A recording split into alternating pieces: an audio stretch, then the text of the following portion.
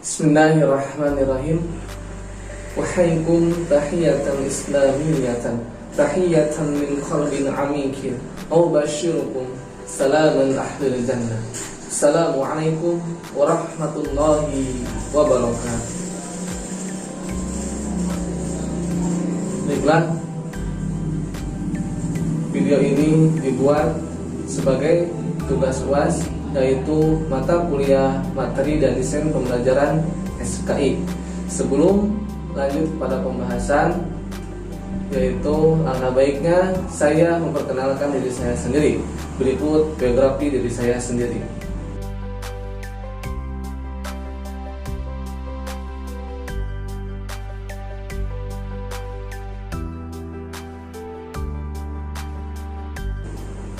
Bismillahirrahmanirrahim. Alhamdulillahi rabbil alamin. Ar-Rahmanir-Rahim. Maliki yaumiddin.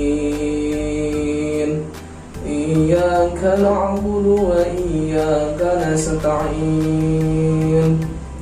Ihdinas siratal mustaqim. Siratal ladzina an'amta 'alaihim ghairil maghdubi 'alaihim waladdallin.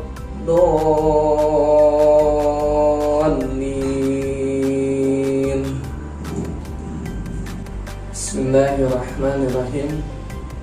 Ihdinas siratal mustaqim. Siratal ladzina an'amta 'alaihim ghairil maghdubi 'alaihim waladdallin. Jalan orang yang kau beri nikmat kepada mereka, bukan jalan mereka yang dimurkai dan bukan jalan mereka yang tersesat. Syekh Jalaluddin dalam tafsir Quranil Azim, lebih dikenal dengan tafsir Jalalain, menafsirkan nikmat yang dimaksud dalam surat Al-Fatihah ayat ke-7 adalah petunjuk Allah Subhanahu wa taala. Kelompok yang dimurka adalah Yahudi, sementara kelompok yang tersesat adalah Nasrani. Menurutnya, kata petunjuk pada ihdi surat Al-Fatihah ayat ke-6 mengisyaratkan bahwa mereka yang menerima petunjuk bukan kelompok Yahudi dan Nasrani. Ini sebenarnya pandangan umumnya mayoritas ulama tafsir. Meski demikian, Syekh Jalaluddin mengatakan Allah lebih mengetahui mana yang benar, hanya kepadanya semua dikembalikan.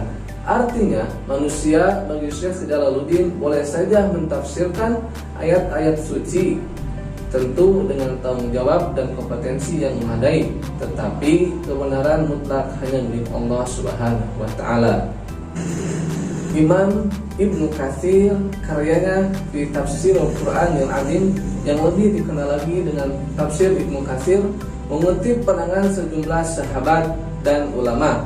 Menurutnya, kata siratal ladzina pada surat Al-Fatihah ayat ke-7 merupakan penjelasan kata as-siratal mustaqim pada surat Al-Fatihah ayat ke-6.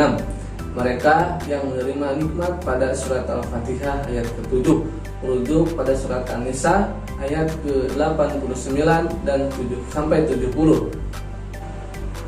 Ibnu Katsir mengutip pandangan sahabat Ibnu Abbas dari Ad-Dahaq bahwa jalan orang-orang yang diberi nikmat adalah jalan orang yang taat dan menyembah kepada Allah Subhanahu wa taala. Jalan itu adalah jalan malaikat, para nabi, orang yang jujur dan teguh, orang yang syahid, serta orang-orang yang soleh.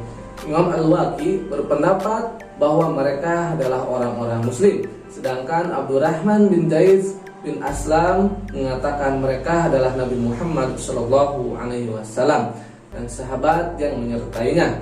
Tetapi kata Ibnu Katsir, pandangan Ibnu Abbas di awal memiliki makna lebih umum dan cakupannya lebih luas.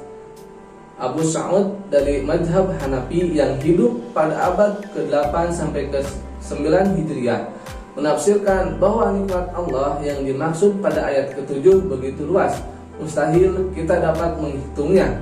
Tapi secara pokok nikmat itu terbagi menjadi dua bagian, yaitu nikmat duniawi dan nikmat ukhrawi. Dan adapun keterkaitan antara sejarah dengan surat Al-Fatihah ayat ke-7 adalah di dalam sejarah banyak ditemukan orang-orang yang dimurkai oleh Allah Subhanahu wa taala. Sejak di dunia mereka telah diazab oleh Allah sebagai balasan yang setimpal bagi keingkaran dan sifat angkara murka mereka.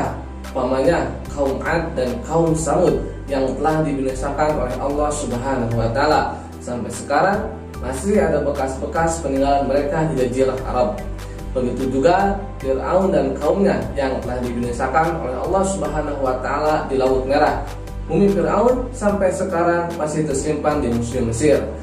Orang-orang yang sesat ialah mereka yang tidak betul kepercayaannya atau tidak betul pekerjaan dan amal ibadahnya serta rusak budi pekertinya. Bila akidah seseorang tidak betul atau pekerjaan dan amal ibadahnya salah dan akhlak telah rusak, akan celakalah dia. Kalau suatu bangsa berada pada situasi seperti itu, akan jatuhlah bangsa tersebut.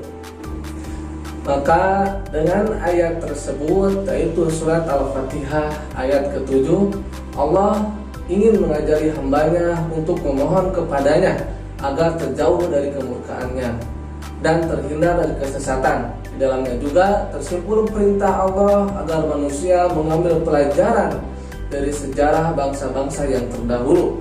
Alangkah banyaknya dalam sejarah kejadian-kejadian yang dapat dijadikan ikhtibar atau pelajaran bagi kita semua.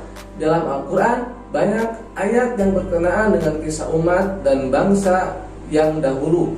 Memang tak ada sesuatu yang lebih besar pengaruhnya kepada jiwa manusia daripada contoh-contoh orang dan perbandingan-perbandingan yang dapat di dalam kisah dan sejarah. Mungkin cukup sekian yang dapat saya sampaikan. Mohon maaf apabila ada kesalahan. Wassalamualaikum warahmatullahi wabarakatuh.